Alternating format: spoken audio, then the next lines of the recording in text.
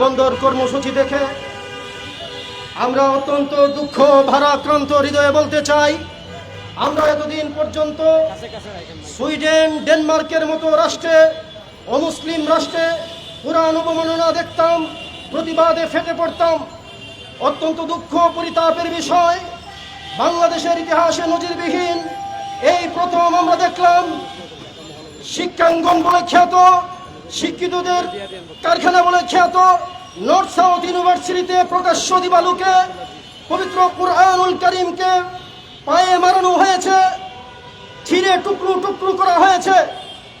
আমরা স্পষ্ট ভাষায় বলতে চাই, উলামায়ে কেরাম শান্তিপ্রিয়, এই দেশের তৌহিদি জনতা শান্তিপ্রিয়, তারা সব সময় মানুষদেরকে সংযমের আহ্বান জানান, কিন্তু একের পর এক এইরকম ঘটনা ঘটতেই থাকবে। কখনো আমার নবীকে গালি দেওয়া হবে, কখনো কোরআনকে পদদলিত করা হবে, আর আমরা চুপ করে বসে থাকবো, তা কখনো হতে পারে না। বন্ধুগণ, আমরা দেখেছি আন্তর্জাতিক বিশ্বেও যদি কোনো মুসলমান ব্যক্তিগতভাবে কোনো অপরাধ করে তখন বলা হয় সে হলো মুসলিম সন্ত্রাসী, কিন্তু কোনো অমুসলিম যদি মুসলমানের নবীকে গালি দেয়, ইসলামকে অপবাদ দেয়, ইসলামকে নিয়ে ব্যঙ্গ করে, তখন তাকে পাগল সাজানো হয়। অত্যন্ত আফসোসের সাথে লক্ষ্য করছি আমাদের দেশেও এই অপূর্ব পালকে মানসিক ভারসাম্যহীন প্রমাণের জন্য কিছু মিডিয়া এবং বুদ্ধিজীবী উঠে পড়ে লেগেছে। আমরা স্পষ্ট ভাষায় বলতে চাই, যদি পাগল হয়ে থাকে, অন্য কোনো ধর্মগ্রন্থ তো সে হাত দেয় নাই, আমরা অন্য কোনো ধর্মগ্রন্থকে অসম্মান করার পক্ষপাতী নয়, কিন্তু কিভাবে, কি জন্য সে মুসলমানদের ধর্মগ্রন্থকে অপমান করলো তা খতিয়ে দেখা দরকার।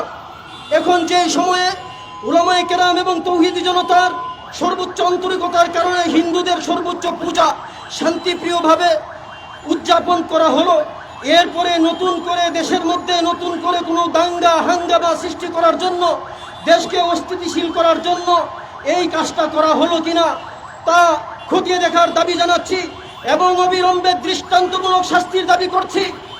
90% মুসলমানের এই দেশে কোনো মানুষ যদি কোরআনের বিরুদ্ধে কাজ করে, তখন আপনারা বাক স্বাধীনতার কথা বলবেন, ধৈর্যের কথা বলবেন, অথচ কোনো নেতার বিরুদ্ধে কথা হলে, রাষ্ট্রের বিরুদ্ধে কথা হলে তার বিরুদ্ধে ঠিকই ব্যবস্থা নেবেন, তা আমরা মেনে নিতে পারি না। আজকের এই মানববন্ধন থেকে অবিলম্বে ব্লাসফেম আইন পাশ করার দাবিতে সর্বোচ্চ দৃষ্টান্তমূলক শাস্তির আইন পাশ করার দাবি জানিয়ে বক্তব্য শেষ করছি। আল্লাহ বলেন, ইউরিদুনা লিইতফিউ নূরাল্লাহি বিআফওয়াহিহিম ওয়াল্লাহু মুতিম্মু নূরিহি ওয়ালাউ কারিহাল কাফিরুন।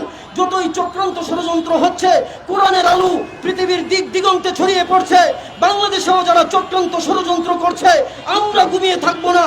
কোরআনের আলো ছড়িয়ে দেওয়ার জন্য আইম্মা পরিষদের মতো পরীক্ষিত সংগঠন থেকে যখন যেইভাবে যেই ডাক আসবে, আমরা তা পালনের জন্য তৈয়ার থাকবো। আসসালামু আলাইকুম ওয়া রাহমাতুল্লাহ।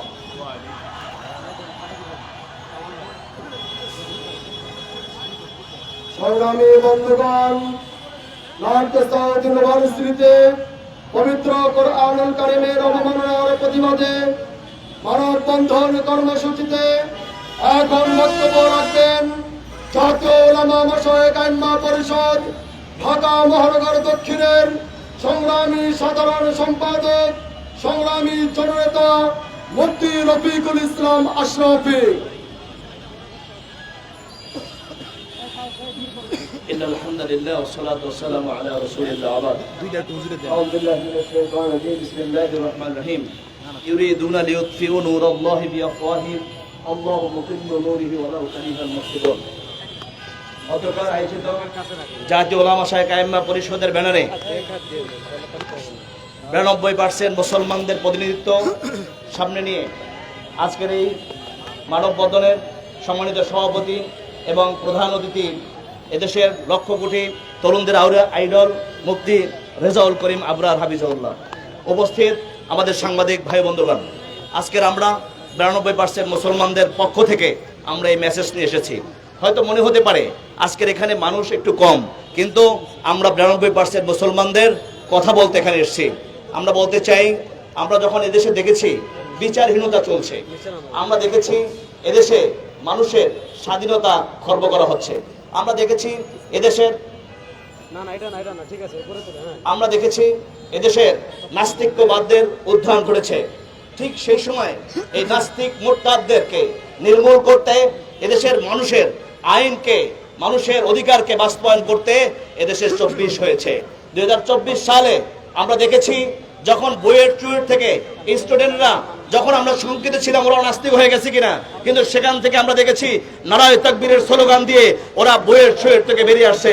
আমরা দেখেছি এদেশে রাস্তায় ওই স্টুডেন্টরা যখন ওরা আন্দোলন করেছে, ওরা রাস্তায় নামাজ পড়েছে, জামাত আদায় করেছে, ওরা ইসলামের শাসন চেয়েছে, ওরা কোরআনের শাসন চেয়েছে।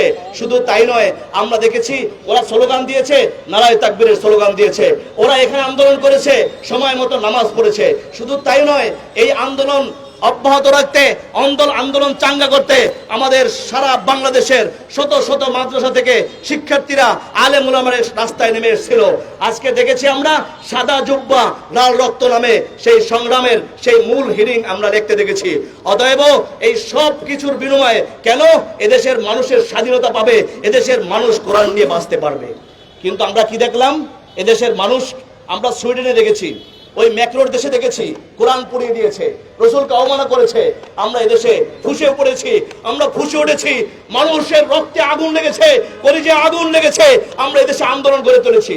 কিন্তু আমরা আশ্চর্য হয়েছি, আমার এই প্রিয় মাতৃভূমিতে যেখানে 92% মুসলমান, সেখানে কোন সাহসে, কিভাবে এই পালের গোষ্ঠীরা এদেশে পরিকল্পিতভাবে কোরআনে আগুন লেগে, আমাদের আগুন, হৃদয়ে আগুন লেগিয়ে এখানে দাঙ্গার চেষ্টা করছে। আমরা স্পষ্ট বলতে চাই, এই পূজার সময় তারা ষড়যন্ত্র করবার চেষ্টা করেছে, কিন্তু দেখছে হয় নাই। তারা সাথে সাথে কোরআনকে এইভাবে করে তারা এই ষড়যন্ত্র করবার চেষ্টা করছে। আমরা স্পষ্ট জানিয়ে দিতে চাই, আজকে দেখুন, এই যখনই এই কোরআন অবমাননাকারীদেরকে গ্রেফতার করা হয়, ওদেরকে বলা হয় এরা মানবিক বিপর্যয় কিংবা সমস্যা আছে। আচ্ছা, সমস্যা থাকলে বাইবেল এবং অন্য ধর্মে কেন তারা এইভাবে আগুন দিল না? আমরা এটাই বিশ্বাসী না, কিন্তু তারা এটা করলো না কেন? আমরা স্পষ্ট মেসেজ দিতে চাই, ডক্টর ইউনূস সাহেবকে আমরা মেসেজ দিতে চাই, আপনি কখনো দিল্লি প্রেমিক হয়ে যান, আবার কখনো ওয়াশিংটন প্রেমিক হয়ে যান, আবার বিভিন্ন সময় বিভিন্ন কিছু প্রমাণ করতে চান, আপনি জাতিসংঘ প্রতিষ্ঠা করতে চান, আবার এদিকে আপনি ট্রান্সজেন্ডার বাদ প্রতিষ্ঠা করতে চান, আবার এদিকে আপনি হিন্দুত্ববাদ প্রতিষ্ঠা করে আবার মানুষের মধ্যে, আমাদের মধ্যে দাঙ্গাবাদী দিতে চান। আমরা স্পষ্টভাবে ঘোষণা করতে চাই, আপনি যদি এগুলো নির্মূল করতে না পারেন, আপনি আজকের দিনের মধ্যে আপনার পদ থেকে নিজে পদত্যাগ করে আমাদের এই দেশের শান্তি শৃঙ্খলা বিজয় রাখার চেষ্টা করুন। রাষ্ট্র মিনাল্লাহি ওয়া বাদহুম করি।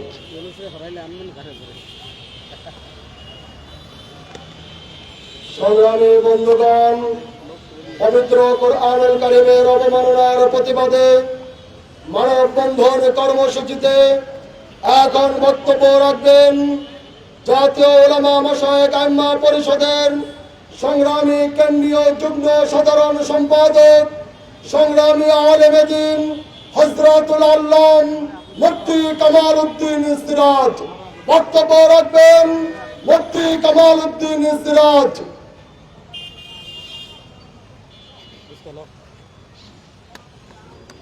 আসসালামু আলাইকুম।